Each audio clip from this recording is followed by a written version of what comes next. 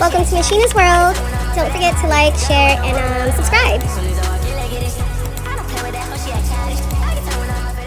I'm going to share with you the top 10 signs that you're with a narc. And the reason I'm saying this is because a lot of women will minimize and rationalize abusive behavior and patterns. I don't want you to do that. I want you to be safe while you're dating and in relationships. And as a dating coach for 15 years and as your fairy godbrother, I want to make sure that we're breaking those toxic bonding patterns so that you can find your person. So if your person, your guy, has 3 or more of these traits or patterns, he's not your guy, he's a narc. Alrighty? Okay, so number 1, he's always playing the victim. If you ask him to do something and he says things like, oh, you're not grateful, or I'm not a good or I can never do anything right, that's narc behavior, okay? Number 2, if he has significant road rage, somebody cuts him off and he is tailgating, speeding up, or slowing down, or he is screaming and pounding on the actual horn, that's narc behavior. Number 3, if he is giving you silent treatments, you have a small disagreement and he doesn't talk to you for the rest of the day, that's narc behavior. Number 4, if he is mocking you while you're talking, that's narc behavior. For example, if you're saying, hey, I love sunny days, that's narc behavior, okay? Number 5, if he is ruining big occasions, let's say you're going to Disneyland and he picks a fight with you, that's narc behavior. Number 6, he creates unnecessary competition. Let's say you get a promotion and he talks about how hard his job is, or how worse his boss is, or the accomplishment that he's doing. That's narc behavior. If he is caring more about what society thinks of him more than his family, that's narc behavior. So if he tips generously but doesn't give you gifts on your birthday, that's narc behavior, okay? If he walks ahead of you 5, 10, 15 feet, you could have gotten snatched up and he wouldn't have known. And if you ask him about, why are you walking ahead of me? And he tells you to walk faster, that's narc behavior. If he's jealous of your kids, if he's jealous that you're playing with them, and he says things like, oh, it must be nice to have energy to play with your kids and you never play with me, that's narc behavior. A grown man should not be jealous of kids. If he has weaponized incompetence, if he doesn't know how to do laundry or cook or take care of the kids, but he manages a team of 10 or 15 people all day, every day at work, that's narc behavior. Now, let me know in the comments if he has 3 or more of these, and if I have actually identified one or both of your parents. 1, I'm sorry. 2, please book a call with me so that we can break those toxic bonding habits and patterns of yours so that you can find somebody healthy. I hope this helps. Narcissists. You cannot get them to see that they're the problem. They are never the problem, not just with you, with anyone. So what is talking going to do except for give them more ammo to gaslight you with, more opportunities to manipulate you with, more time to affect you with that venom? You need to run. Quit thinking you can talk your way out of a narcissistic abuse relationship. You cannot. You have to escape, develop a plan, and leave, and run as far as you can. Talking is how you have been in this relationship for months, years, or decades. Thinking you can talk your way out of it. You cannot. You are not more skilled at manipulation. You got a kind heart. You don't think about manipulating. Every time you talk and he's listening, he's thinking about how he can twist your words around. Every time you talk and thinking you're going to heal this relationship, he's thinking about how he can break you down. To a narcissist. The women who think that it can't happen to them, or the women that think that they could change the man, scared me the most. So a few years ago, I was in separation from my ex-husband, and there was a woman who came forth, and she was just like so happy to let me know publicly that she was my ex-husband's side chick for 4 years, and she was like pregnant with his baby, and she was like so happy about it. And she was just happy to like throw in my face that, she broke my foundation and all this other stuff or whatever. Mind you, I had already moved on with my life and I could care less. The only thing that I could care about was the fact that at the time, my ex-husband was like just doing the most to me and wouldn't leave me alone. And things became very, very domestic violence when I was trying to leave. And that year, it was just like I was in total chaos. But what stood out to me was the fact that obviously he talked about me so much to her, like giving her all these lies, all this information about me, like painting this picture that I was just this evil person and how I was this bad person, which is crazy, to think that, because if you were his side chick, then you know that he was ultimately doing me wrong. But it was insanely scary to me because it was just like this woman was like so angry with me. She was so angry with me. And, I had really never seen her in person before. I didn't see her until like afterwards. I didn't know her or anything. I didn't know anything about her or nothing like that.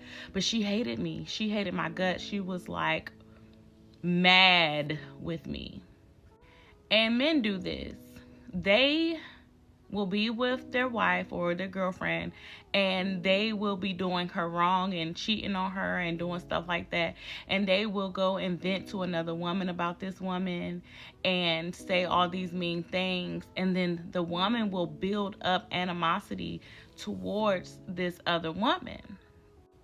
That is very crazy. That is very scary to me, because I have never allowed a man to come and tell me about another woman and then I automatically just don't like her or anything like that, because it's always two sides to a story. And you cannot come to me and make me hate another woman and you're trying to sleep with me. Like you're trying to, cheat on this woman with me. And you're basically trying to make it okay for me to sleep with you because, she's just this bad person. Ladies, we have to know ourselves, because whatever he's doing to her, he will do to you. I have never seen a situation where a man is having an affair with another woman, and if he ends up being with that woman, that he treats her better or he changes in any kind of way. 99% of the time, he's upset that that woman found out who he was and she left, and she stopped allowing him to drain her of her light. She stopped allowing him to suck the life out of her, and so he's upset. And he's a narcissist, for one, and he's an energy vampire. And what happens is he needs someone else to feed on. He needs someone else to feed off of. And so when that woman catches on and she cuts that cord, he needs someone ASAP to start draining. He needs someone ASAP to start draining. And he needs someone to be just as mad as him with him. Ladies, we have to stop allowing these men to drain us. Stop allowing these men to feed off of us energetically. We have to see the red flags. I saw them. We have to stop ignoring the red flags. I saw them and I ignored them. But this video is not to talk about that.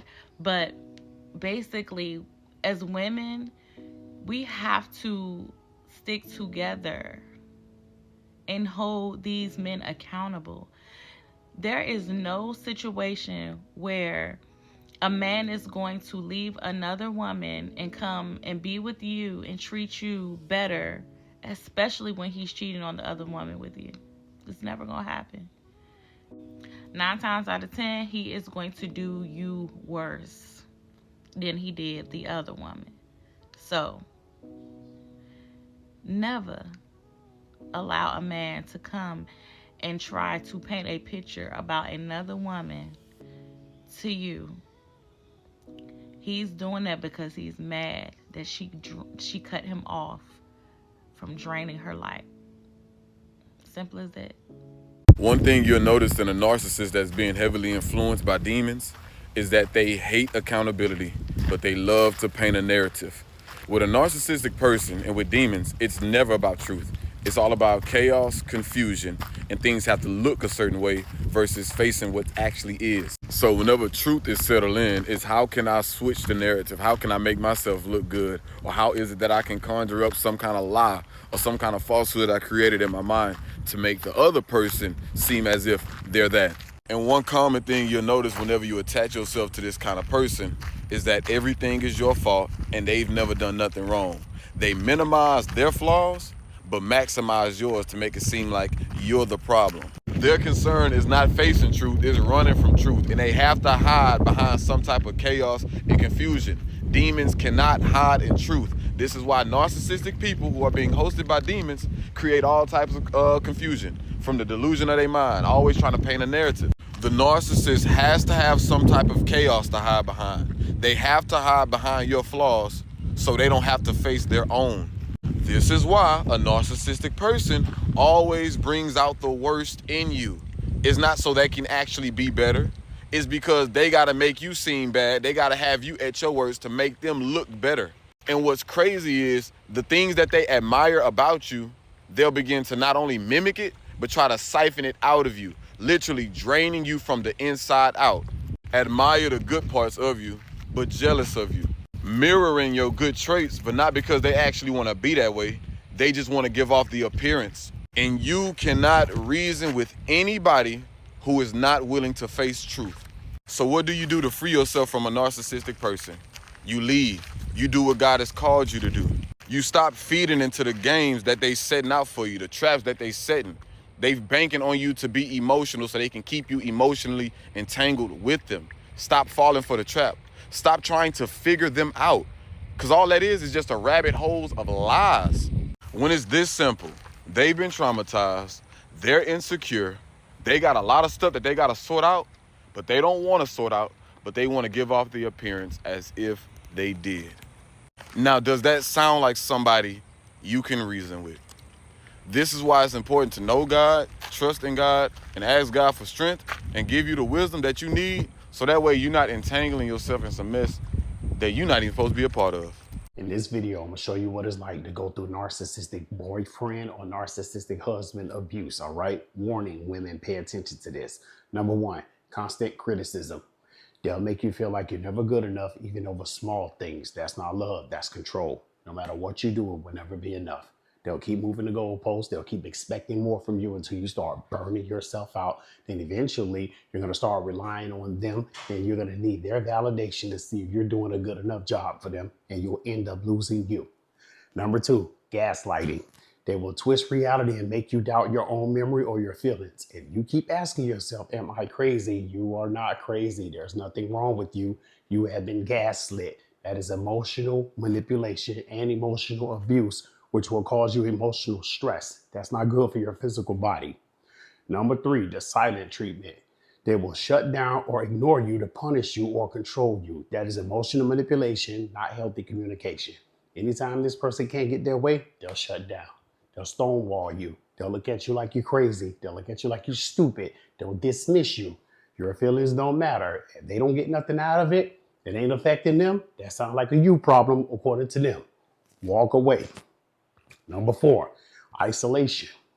They will slowly cut you off from your family or your friends. And if your world starts revolving only around them, that's a major red flag. They'll make you burn bridges with people who love you. They'll make you shut off your support system. I got you. Watch this. You heard this before as a woman. Hey, leave your job. Move in with me. I'll take care of you forever. Hey, sell your house. Move in with me. Let's flip your house. Use the money, and then I'm going to take all your money from you. Hey, your family and your friends really don't trust you, or they don't like you. You can trust me, though. I'm the only one for you. You see all of that? I'm pretty sure that triggered you. That's manipulation.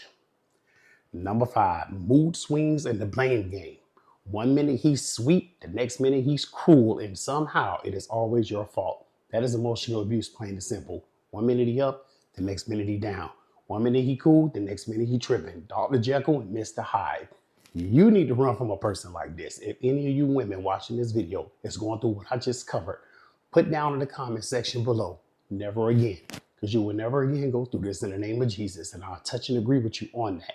Make sure you grab my series right here below called Surviving Narcissism. Make sure you double tap the video, share the video. Let's talk in the comment section, all right? Go in peace. God bless you. Never go through this again. He began to look older, and he said that. Because I think he was trying to siphon my energy. But it turns out he couldn't. So he was expelling his energy, as opposed to, like in the movie Sinners, as opposed to getting everything he could from me. Like, I'm a trained professional. Like, it's not that easy to get my energy. Others have tried, not just like in a romantic way, in a friendship type. People, I get friends that are like, I'm going to stay close to Tracy, hoping that I can become Tracy. Like, this has been going on like all my life. By the time he came along, other than the fact that it was more like sexual, there was no way that he was going to get any part of my life ever. So he kept trying to put me down, and I was like, okay. And then one day we were walking, and he literally said, couldn't believe it. He goes, your butt got big. And I was like, yeah. And he goes, how? And I says, well, funny thing is, sometimes my butt flares up after schmecks. He was like, what? I was like, yeah, it's a funny thing, but it's okay. It's like a balloon. It'll go back down.